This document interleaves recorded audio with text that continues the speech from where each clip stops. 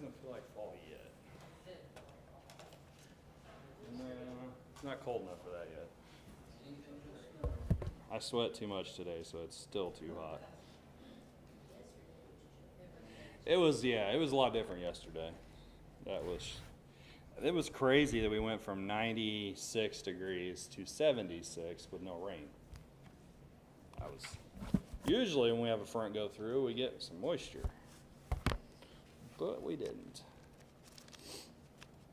All right, well, tonight I'm supposed to be starting Esther, and I'm not ready yet.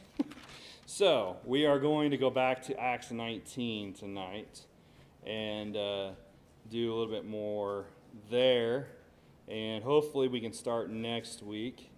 I am doing some study on the introduction to Esther, and I've still got some more I want to cover before I present it. So we will start next week with Esther. Get to the right place here.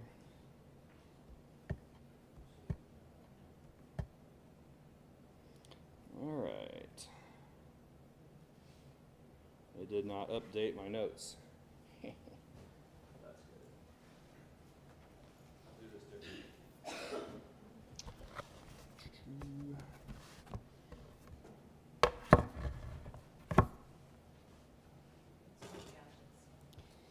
Yeah.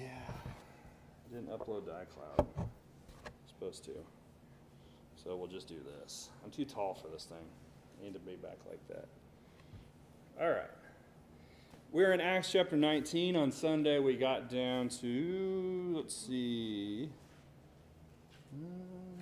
about first six, no, we got longer than that. We got to 19, didn't we? Yeah. All right, so verse 19. So we're looking at the men that were going about telling or trying to be exorcists and do what they were doing in the name of Christ.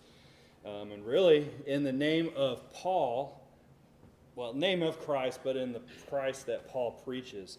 So it proves to us that they were not followers of Christ, but yet they were just trying to capitalize on what Paul was doing. And as we talked about, there was some unusual miracles that happened in the hand of Paul, verse 11, and that was the handkerchiefs and different things that had been on Paul that were passed around would heal people. And so very interesting what was happening here. And it's just all setting the stage to what we're going to see here in the last part of the chapter. But verse 19, it says, "And also many of those who had practiced magic brought their books together, burned them in the sight of all, and they counted up the value of them, and it totaled 50,000 pieces of silver." And so in the confessing of their deeds in verse 18 and repenting, it really in the context associates with the magic books that they were doing. And so we talked about what this magic was. This was the something be similar today. People that can pretend that they can tell the future, palm readers, fortune tellers. Huh? Did you say something about gossip? Well, the word that is used there is the same word that is used in 2 Timothy, and it's talking about gossip. The same word that's in curious arts, or 1 Timothy 5 and verse 13. And so the curious arts was a busybody. So it's that idea of causing discord. And so they were deceiving people, but they was causing problems and discord among the people.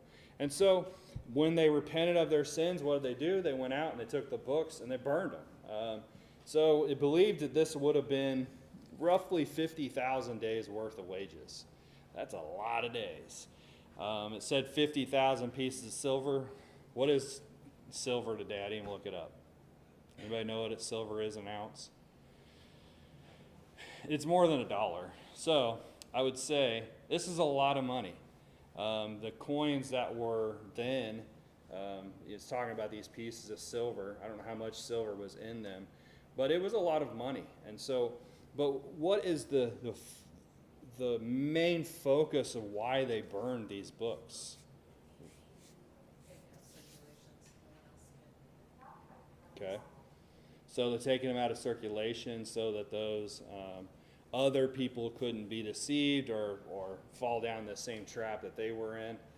Or even them going back. Yeah, them themselves going back to it. Because think about it, these are Christians who still had these books, so there was still a temptation for them. They realized that these things needed to get out of their life, and so they got rid of them. And so sometimes it costs us physically to save ourselves spiritually.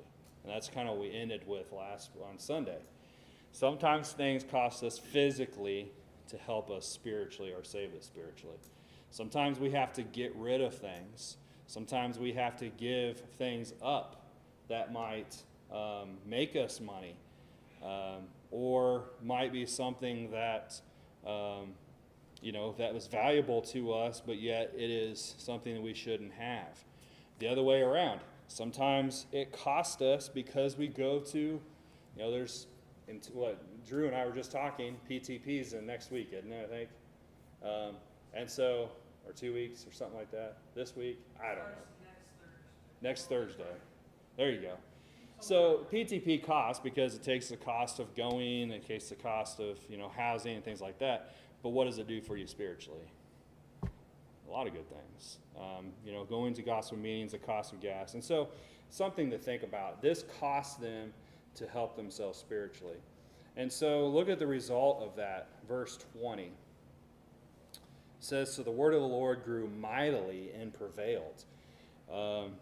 What do you think this would have done for the public, for the people of Ephesus, to see these books being burned? Yeah, it would have, right? Here they are taking, these out, and I don't know if it's, I'm guessing it's one pile. It could be more than one, but they're just burning these things. And other people in the community are watching this, and they're seeing them bring it out, and they're going, what are they doing? Why are they doing this? Make them curious, right? It would make a big impact on the people of the city. And I think it did more than we can even imagine because of what we see happen later. So should a change in our life be something others see? That was a change in their life, wasn't it? It was something they were doing that the public, the people around them, the people that knew them, could see a difference. And I think it is. Maybe it should be something others may talk about, wonder about. Yeah. Maybe we don't go to the same places we used to. Maybe we don't talk the same way we used to. We are more involved. We talk more about the Bible. We talk more about God. People say, well, why are you doing that? Curiosity sometimes can help. What's interesting in these words here that it's used, it doesn't just say it grew greatly. It said the word of the Lord grew mightily and prevailed. If you look at the definition of these words, they both emphasize strength. They both emphasize power. It's kind of like a double use of the word here by just instead of saying it grew mightily, it says it grew and it prevailed. Mightily and prevailed. And so you think about prevailed is it overcame, right? It overcame the obstacles of people's hearts. It overcame really what we see with this city. You guys know what's really, I don't know if we talked about this yet. We're going to talk about it in a minute. One thing that is considered to be a 7 wonders of the world that was in Ephesus. Do you guys remember what that is or know what that is? Today it's considered one of the 7 wonders of the world, but it's the Temple of Diana. There's still ruins today, and it was considered one of the 7 wonders of the world. Ephesus was the hub, was the center, was the place where people worshiped Diana, the god Diana, the goddess.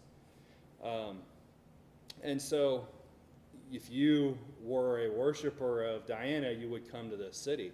They had to overcome a lot. The gospel had to overcome a lot because that temple was magnificent. It was on top of the hill. You can still see it today. The ruins, it's huge. Everybody could see it. There was a lot going on there. And it overcame it, prevailed.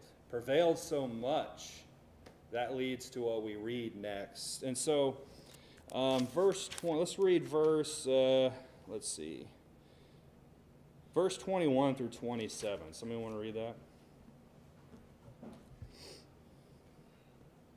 What was it called? The Shrine of Diana. The Temple of Diana.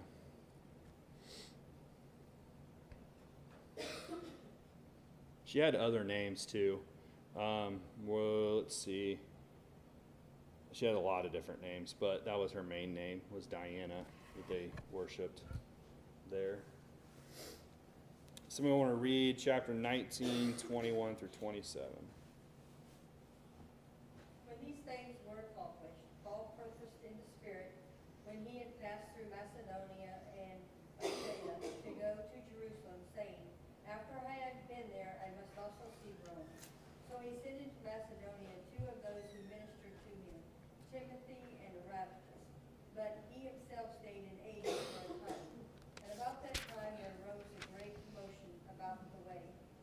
For a certain man named Demetrius, a silversmith who made silver shrines of Diana, brought no small profit to the craftsmen. He called them together with the workers of similar occupation and said, Men, you know that we have our prosperity by this trade.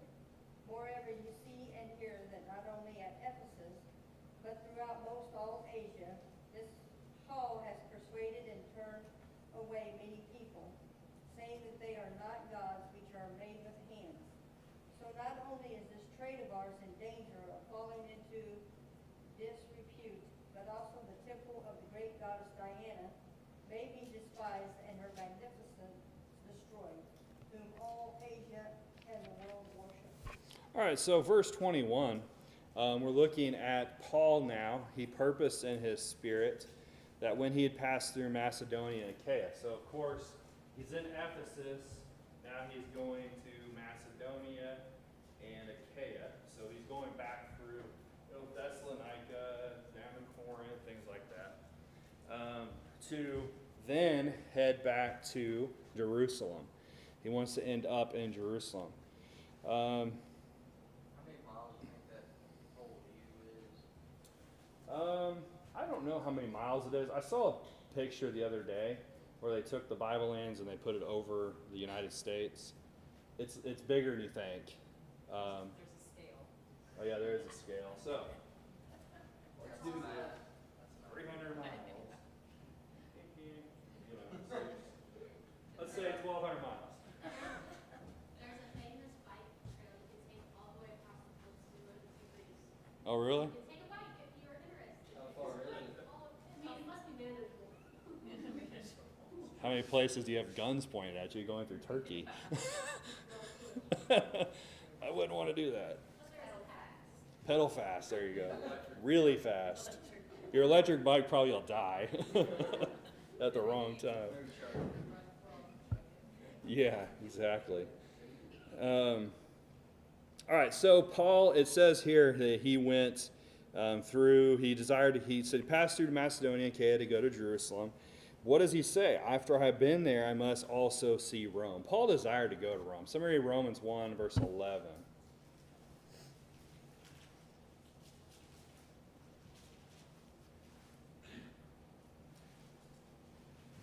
For I long to see you, that may impart to you some spiritual gifts, so that you may be established.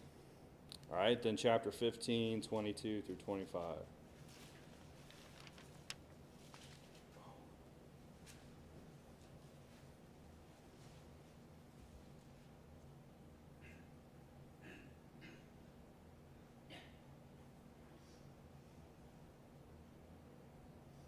That we must read tonight. Oh, I guess not. For this reason I also have been much hindered from coming to you, but now no longer having a place in these parts, and having a great desire these many years to come to you. Whenever I journey to Spain, I shall come to you, for I hope to see you on my journey, and to be helped on my way there by you. If first I may enjoy your company for a while, but now I am going to Jerusalem to minister to the saints. All right, so Paul wrote that he desired to go to Rome. Luke writes about that in Acts. Of course, he's on his third missionary journey. He's in Ephesus. He's going through Macedonia and Achaia.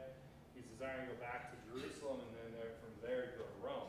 And in Romans chapter 15, as Tara just read, Paul is writing to the Romans, and he is saying, I desire to see you, I desire to meet you, I desire to come to you. What does that tell you? He hasn't been there yet. So that also tells us that Paul had to have wrote the book of Romans during this period of time. From when he was in Ephesus, his time in Achaia, in Macedonia, before he goes back to Jerusalem, because what's going to happen on his end of his journey in Jerusalem? He's going to get arrested. And he's going to end up going to Rome as he desires, but in the way that he wants? No. He's going to go in bonds. Really, he's going to go in a pretty safe way, because he's going to have armed guards the whole way. And he's going to do a lot of good on the way there too. But he desired to go to Rome, so that tells us that book of Romans was written during this period of time. Also, 1st and 2nd Corinthians, Galatians also must have been written in this period of time after he left Ephesus. And so he desired to go and see Rome. Verse 22, it says, so he sent into Macedonia two of those who ministered to him, Timothy and Erastus, but he himself stayed in Asia for a time. And so before he goes into that area, he spends some more time there. And we learn about Erastus. It talks about him again in Timothy, in 2 Timothy 4. But Paul desired to stay here for a little longer, and we're going to see why here in a second.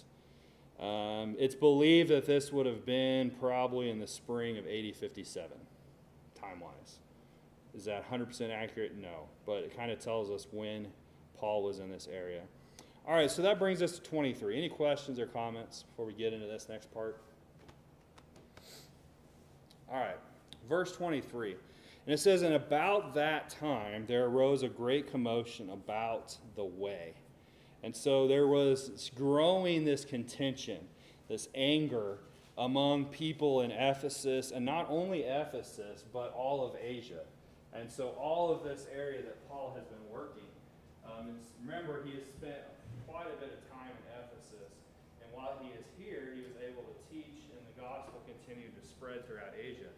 So there's a lot of influence Paul has been able to do. The gospel has went. And of course, what are they upset with? The way. What is the way? Yeah, it's the gospel. It's the word. With the gospel being spread. I have some more notes here, guys. Somebody wants to, Caleb, you want to pass these out? Google it, they just have you go completely around Turkey. Yeah. They just don't even. Turkey's a pretty bad area to be in, I've heard. I know of some people that have went there for like the Bible Lands tours, and they say you get off the bus and there's people, armed guards with ARs and whatnot, and they guard you as you go. So yeah, not sure.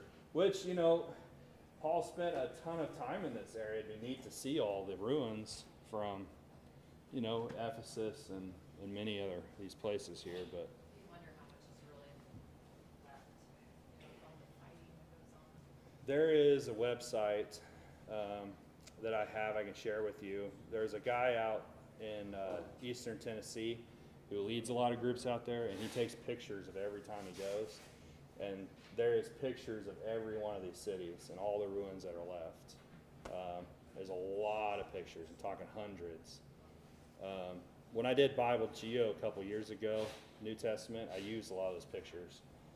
So yeah, and it's ruins. I mean, there's a lot of ruins left, but it's still neat to see some of these areas where, you know, Paul was at when he was preaching.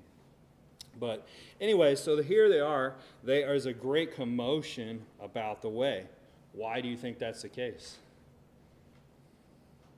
Why are people starting to become angry? Worshiping the goddess of Diana. Yeah, the goddess of Diana is here.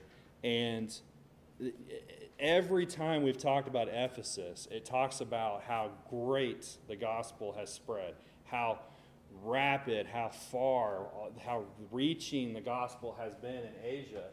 And so over and over again, and many times, in the few times that Paul's been here, that has happened. And so they're upset.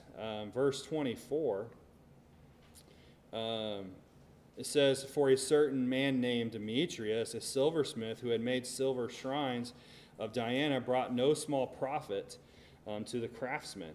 And so Diana, the worship of Diana, I'm not going to read all of this, but it says this was a celebrated goddess of the pagan. She was one of the supposed 12 superior deities. She had different names, and they were there. She was sometimes represented with a crescent on her head. She was completely regarded as the goddess of hunting, and some erotic stuff in relation to her. That's why this temple had a lot of immorality there. She was worshipped in Egypt, Athens, Sicily, and among other pagan nations, but most celebrated was here in Ephesus because the city was dedicated to her. One of the things we've talked about with all of these cities, they had a small g, God, and a temple, a main god that each one of these cities worshipped. And she was this area. The temple is one of the 7 wonders of the world. And so this man is upset because he's making these shrines to Diana. And it says here, brought no small profit to the craftsman. He's losing money. He's losing his trade. He's losing what he is able to sell. And it's really interesting, some of the stuff he says here. And one of the commentaries I was reading, he said, according to Pliny. Now, Pliny was a writer, kind of like Suetonius, kind of like Herodotus I talked about on Sunday. Pliny talked about after 50 years after Paul was here, that the temple worship was completely deserted. And now, is that true? We don't know. That's what Pliny wrote. If that's the case, that just tells you how impactful the gospel was in this area. And so you can understand how upset when they had thousands of priestesses and eunuchs and things like that worked in the temple, and how much money went through there to have it in 50 years just be completely depleted. It points to the fact of the power of the gospel, of course. We know that the gospel is powerful. And so you can understand he's upset. But it's interesting. Notice verse 25. It says, he called them together, these are the other workers, with the workers of similar occupation and said, men, you know that we have our prosperity by this trade. Moreover, you see and hear that not only at Ephesus, but throughout almost all Asia, this Paul has persuaded and turned away many people, saying that they are not gods which are made with hands.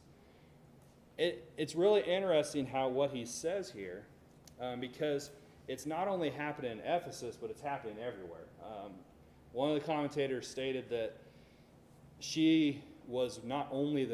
this temple was not only the place that people worshiped in Ephesus, but really most of Asia. It was kind of their center of worship. And to see that it's upsetting this massive area of people. But in what he says there, he says he's teaching what? That a God really cannot be made with hands, right? Isn't that what Paul's been preaching? Somebody read Acts 14, verse 14 through 15.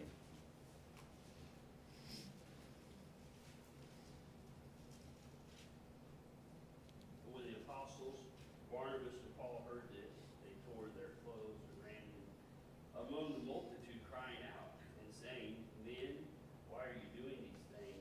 We also are men with the same nature as you, and preach to you that you should turn from these useless things to the living God who made the heavens, the earth, the sea, and all things that are in them. So here Paul, in Acts 14, tells the men, he said, why? Why are you doing this? We're men just like you, which, if I remember in that account, they were calling him a god. But they're saying, why are you doing this? These gods that you worship are worthless. It's nothing. And so here, he's continued that message. We've seen it in other chapters. He's continued that message. And here, this man knows that Paul has said this. Now, question, think about this. Did they understand what Paul was preaching? He quotes this. He's saying, well, Paul's saying that our idols are worthless.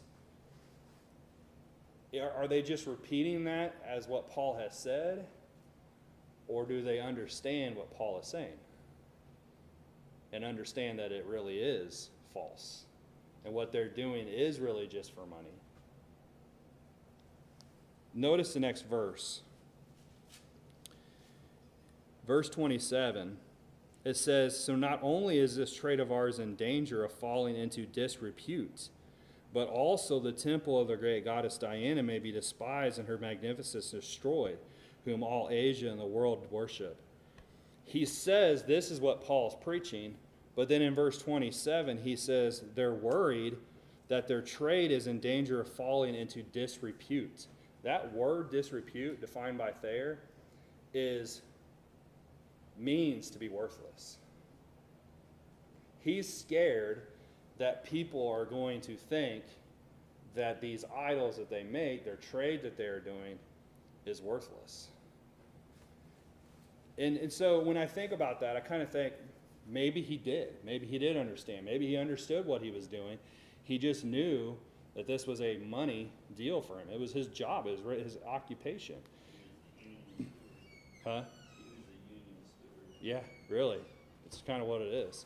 He was that person that was pushing this forward and using that to better himself financially.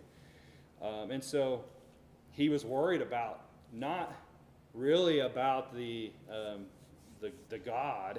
I mean, he did say that they are worried about the magnificence of the goddess and the temple that is there. But if you think about it, if the temple disappears, what else disappears? Their trade, the money, all of that. To me, when I read this, I kind of think he understood what he was doing, that he was deceiving people, that he was using them, and he was worried about that being figured out. He also realized the gospel was convincing. Yep, 100%. Because he saw that how it was affecting people. So he's in a situation where instead of reacting in the way of, hey, maybe they're onto something here, and if he really truly did understand that these idols were worthless and that this God was really not a God, he's choosing to reject the truth, right? He's choosing to put what in front of the truth and his obedience of the truth. His covetousness, yeah. Kind of similar to the rich young ruler. He said, well, I do all of these things. What do I lack? Jesus said, sell what you have, give to the poor. And he didn't want to. He left sad. He was letting covetousness, he was letting his money get in the way of obeying the truth. And so, the growth of Christianity was putting him out of business. How much effect can Christianity have today? We're few. We're not very many. If you look at the country, how many Christians there are, there's not a lot. And you look at Ephesus, and it was growing to the point it was affecting their economy. Because the economy centered around this, and they were changing the economy here. But can we do that today? I think we can. I think that we can have an impact on, it may not be our whole country as a whole. It could be a local bit. It could be something that's, selling alcohol that's not, something that we don't want to be a part of, and so we don't support that. Things like that. It can have an effect. And so you think about, why was Christianity hated so much? Because it exposed the sinful things that was going on. It exposed the things that people were trying to enjoy and indulge in that was sinful. And so it was having a big impact on the city, and they were worried about what was going to happen in the future. And so verse 28 It says, now when they heard this, they were full of wrath and cried out, saying, Great is Diana of Ephesians. Now that's a phrase that really has more impact than what we think, because that phrase, great is Diana of Ephesus, or Ephesians, was an actual phrase they used. When they used that Greek word great, they used it in association to Diana. So they weren't just saying, great, and they're trying to overcome with what Paul was doing, which they were trying to do some of that. But that phrase actually was what they said. And so they start to yell this. They start to try to drown out and trying to, really, what are they trying to do? They're trying to cause a riot. They wanted to incite a riot to keep their trade. Think about how many things today are fueled by money. We have a lot of riots going on in different parts of the world, different parts of our country. And is money fueling that? Is it really for the cause that they're saying? Some of it may be. But rage and riots, are used sometimes to blind the truth or try to cause problems here. And that's what they're trying to do. And so verse 29, it says, So the whole city was filled with confusion and rushed into the theater with one accord, having seized Gaius and Articus and the Macedonians, Paul's travel companions. So here they're starting to yell this, Great is Diana. People of the city are confused. They don't know what's going on. They run into the theater. Now the theater here is said to have held 25,000 people. It's a pretty big theater. So the city is confused. They don't know what's going on, but they want to be involved. Huh? I think it is. A lot of those theaters are because they were built into the mountain or the side of a hill. And so it's pretty huge. And so here they are, they run into there. Now the theaters were not only used for events and things like that, but they were also used for court rulings and city officials, and that's what we see is happening here. But they all run into there, and what do? They capture some of Paul's travel companions, but they're confused. They don't know what's going on. They don't know why this is happening. And you see that even more in verse 30. It says, And when Paul wanted to go into the people, or continuing on, the disciples would not allow him. Then some of the officials of Asia who were his friends sent to him, pleading that he would not venture into the theater. So Paul hears that his companions are captured. They're in the middle of this riot. He said, I'm going to go defend them. But his brethren are saying, don't go. They're pleading with him to not go. Not only that, who else is telling him not to go? The officials of Asia. He has Roman officials, and even probably some of the native officials of this area, who are favorable of Paul. Maybe they have converted to Christianity. Why don't they want him to go? Because they knew that it's a riot. And he was the... Yeah, it was going to cause more problems, and he probably could have lost his life, because you have that many people. It says the whole city came in there. And as we see, which we're about out of time, but they're in the, once they get into theater, people are yelling different things, and nobody knows why they're even there, and they're upset. And so... This is an amphitheater. Yeah. So if someone speaks, you got 25,000 here. Mm-hmm. So you think about how loud it was. Very noisy. And Paul was the center of the problem in their minds. And so if Paul went there, they knew that it was not going to be good for him. And so you have brethren that are pleading with him to stop him from going. You have Roman officials who are saying, don't go. The impact of the gospel reached all the way to officials, people that were in control of the cities in different areas. And so they became friends of Paul, and they were trying to get him to stop. And then verse 32. Verse 31 says, verse 32, it says, Some therefore cried one thing, and some another, for the assembly was confused, and most of them did not know why they even came together. They're so confused on what's going on, they don't even know why they're there now. But they're still involved in this. They're still yelling. They're still a part of this riot. And so verse 33, it says, And then drew Alexander out of the multitude, the Jews putting him forward, And Alexander motioned with his hand and wanted to make defense to the people, but when they found out that he was a Jew, all with one voice cried out for about 2 hours, "Great is Diana of the Ephesians." So Alexander stands up. He's trying to commotion to the crowd to stop.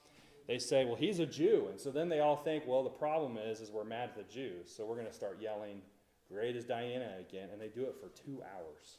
So this is Could you imagine? Greek people, right? This is a group of Greek people. This is a Greek city, but the Jews are here too. There's Jews in all these cities. And so it's a bunch of them. They're all together. So why did they choose him? Why did they choose Alexander? We don't know anything about him. He probably was a leader of the Jews, someone that was respected. So they thought, well, if we put him up here, they'll stop and they'll listen, but they didn't. So, but yeah, they yelled for 2 hours. That's a long time. But we're out of time. Any questions or comments before we end tonight? All right, we'll pick up here on